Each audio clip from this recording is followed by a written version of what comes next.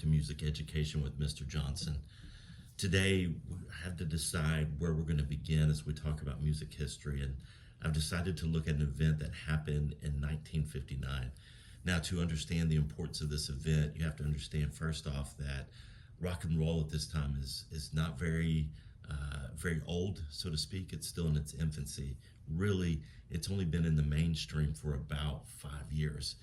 Elvis had walked into Sun's studio, recorded a song for his mom in 1953, and then he rises to fame and really starts this idea, this new genre of rock and roll, and it begins to grow. There's a man by the name of Buddy Holly. Buddy Holly's who we're going to be looking at today and talking about. Buddy Holly had three major songs. The first one was Peggy Sue. You've probably heard that. The second one is That'll Be the Day. Another one you've probably heard. You may not know it right off, but if you heard it, you would know it. And the third one was a song called Every Day. Buddy Holly had risen to fame. He was only 22 years old in 1959, and he had really shaped rockabilly. He had kind of shaped this blend of rock and roll that mixed together country and rhythm and blues and pop. Buddy was on a tour called the Winter Dance Party Tour. There were two other acts that were with him. The first one was Ritchie Valens. Ritchie Valens had two popular songs. One was called O'Donna, and the other one you probably have heard, which is La Bamba. Ritchie Valens, I believe, was only like 17 years old. And then there was another man, his name was the Big Bopper. And he had a song, and it talked about Chantilly lace and a pretty face. Oh, baby, that's what I like. These three men were touring through the Midwest in the middle of the winter. And as a matter of fact, they talked about how cold their bus was. At times it got down, it's said that it got down to negative 35 degrees. They're driving across the Midwest in these horrible conditions. As a matter of fact, they talked about how cold it was on the bus. There was no heat on the bus. They had a hard time even doing their laundry and things like that. So on February 2nd, 1959, Buddy Holly chartered a plane for him and his two bandmates. One of them you probably know. His name is Waylon Jennings. Waylon Jennings later becomes extremely influential in the outlaw country movement. Had the first country album that had a million certified sales. So Waylon Jennings is one of the men to be on this plane, and the other one is a guy named Tommy Alsop. So that night they perform. They're in Iowa. They get ready to leave on the airplane. Before they do, at some point earlier in the evening, the Big Bopper comes to Waylon Jennings and says, "Look, I've had the flu. I've got the flu. I'm really sick. Do you mind if I take your spot on the airplane?" Waylon Jennings said, "I don't mind. As long as Buddy doesn't care, it's cool with me."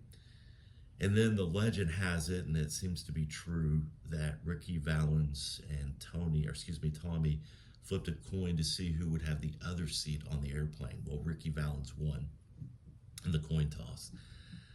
Waylon Jennings was sent by Buddy Holly to go get some hot dogs for the band. He comes back. I guess Buddy had found out that that he had lost given his seat up to the Big Bopper on the airplane. Buddy Holly says to Waylon Jennings just jokingly, "Well, I hope your old bus freezes." And Waylon Jennings says back to him, "I hope your old plane crashes." So that night, Waylon Jennings and the other people get on the bus. They head to their next stop in Minnesota. Buddy Holly, the Big Bopper, Ritchie Valens, and the pilot get on the plane. About 5 miles out from the airport, the plane crashes, and everybody on the plane dies. Like I said, or I don't know if I said this earlier, but it is an extremely sad and tragic moment in rock and roll history. This is the day the music died, as Don McLean sang in American Pie. It is a day that symbolically points to the end of innocence. It opens the chapter to a turbulent time in rock and roll history. Buddy Holly will live on famously. His legacy still is going today.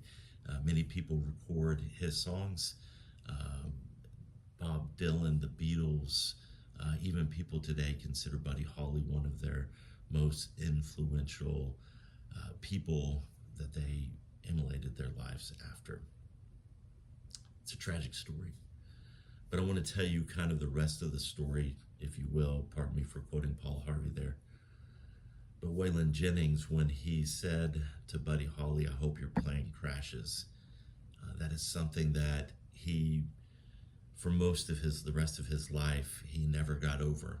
As a matter of fact, in one interview I watched, he said, "God Almighty, I thought I made that plane crash. For years, I thought I made that plane crash."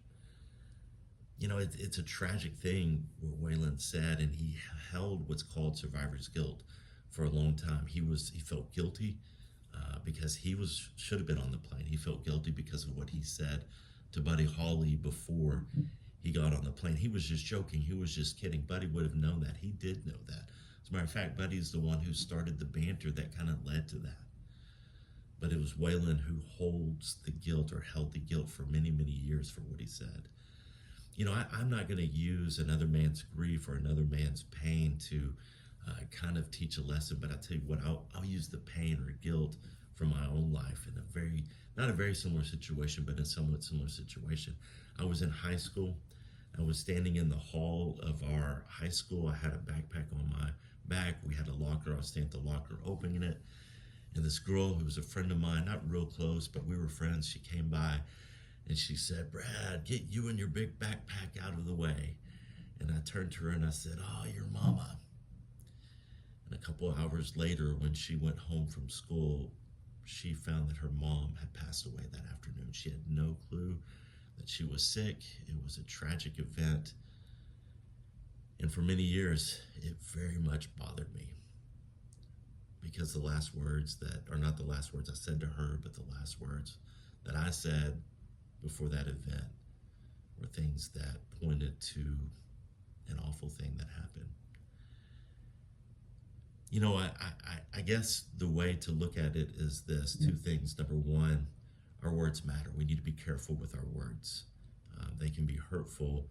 Sometimes they may not hurt the other person, but in the long run, we may regret what we said.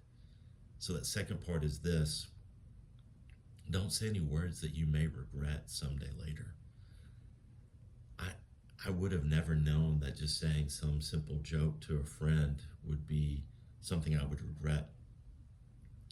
And maybe we could look at it this way: don't say a word that may be joking or kidding around, that if one small element was changed, that joke would be very hurtful to the other person. Our words matter. They're important, so be careful with your words. Well, we've got to close, but let's put it this way: love your neighbor, be good to yourself, and be the good that this world needs.